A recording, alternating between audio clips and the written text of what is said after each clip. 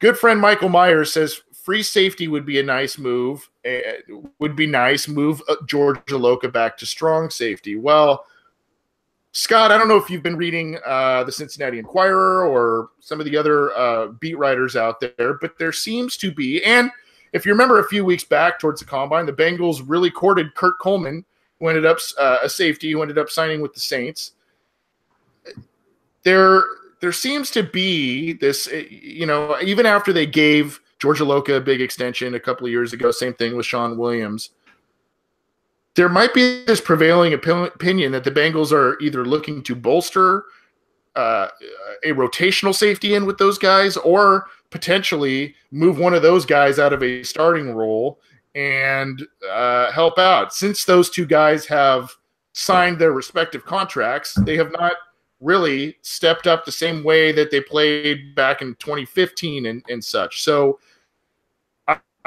there's two positions that I think are kind of lurking on the periphery that the Bengals might need to address, and most fans either don't realize it or don't think so or what have you. I want to start with the safety position and your thoughts on that. There are some interesting names out there. I think Kenny Vaccaro, former first-round pick, is still lingering out there in terms of safeties who could be lingering out there. But your thoughts on the safety position as the Bengals go forward in 2018 and those big deals that they gave both Williams and Iloka? Yeah, as far as the safeties, one of the big things is other than Darrell Williams, they have never really seemed to target safety early in the draft. And now, granted, anything's up for grabs up until they drafted Zeitler. I think they'd never drafted a guard in the first round. So nothing saying they can't break out of the tradition. That looking at PFF, because it's an easy way to assign a number, and people more or less seem to accept it. I don't think it's perfect by any means, but I think it's we've debated PFF before, but just looking at PFF for Iloka and Williams, they're both rated in the 77, 79 range this year, which is fairly decent. It's not a great grade. By comparison, William Jackson was an 89. Drake Kirkpatrick was a 56. So it kind of shows you they were a little above average or whatever. So I think what the Bengals have right now are a pair of solid, stable safeties. I think they're probably both free safeties. I think Reggie Nelson was both strong safeties. I think Reggie Nelson was a really good free safety. After he left, I think they're kind of masquerading one of them as a free safety, even though I don't think either one's really fitted for that. So I think if they did get one, I'd like to see them pursue more of a, someone that plays the ball, more of a free safety type. That being said, if they don't get a safety, I can't say it's a huge need, because I think we have stable, decent players. Are they great players? Are they Pro Bowlers? No. Are they, by no means, I don't think anyone's going to argue they're elite players. They obviously have their issues. Shawn Williams has had some great plays. He's had some horrible plays. Iloka seems like a guy. He's a decent guy. They could definitely stand to upgrade. Just looking at the number of holes this team still has on the offensive line, they are still struggling to find a young number two to play opposite AJ Green. You mentioned all the issues with stopping the runners last year, with linebackers. If they target a need, there's definitely a bigger need than safety. But, if they got a safety, I don't think any Bengals fans would be complaining, saying, "Oh, how in the heck can you're not going to replace these guys? They're so great." And that they're not great, but they're who they are. They are serviceable. And that being said, it's very interesting you mentioned about Kenny Vaccaro still out there. I remember when he was drafted I think it was by the Saints 4 years ago.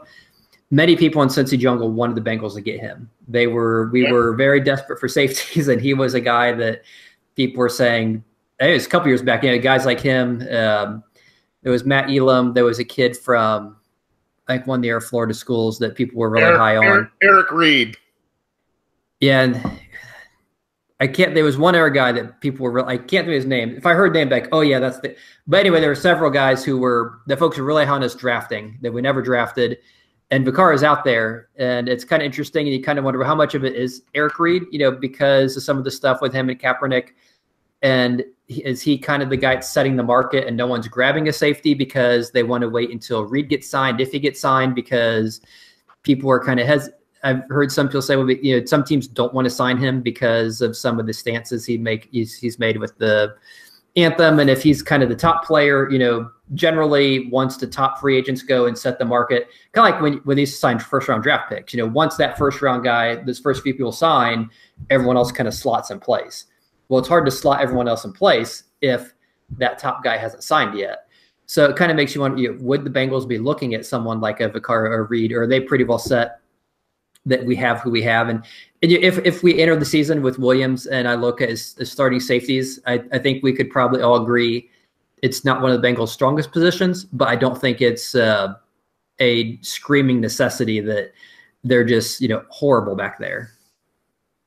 Yeah, and oddly enough, I think Eric Reed's brother is coming out in the draft as a free safety and is one of the top talents in this year's draft at that position. He is a free safety. Justin Reed and he's from Stanford. Second ranked free safety in this year's class by CBS Sports, and some people even think this program has put out on Twitter that he thinks that Justin Reed might be a guy that the Bengals end up looking at number 21. I don't know. They could look at safety. That the issue is, the money that they have tied up in these guys. So, but it is a position that's worth, it's very strange. They haven't really traditionally valued that position as a franchise yet. They've invested heavy money on some mid to lower round picks in Iloka and Williams, who have been viable starters. But it's just it's something that we'll have to monitor. The Bengals, I think the Bengals, if they add somebody, is going to probably be a veteran of some kind.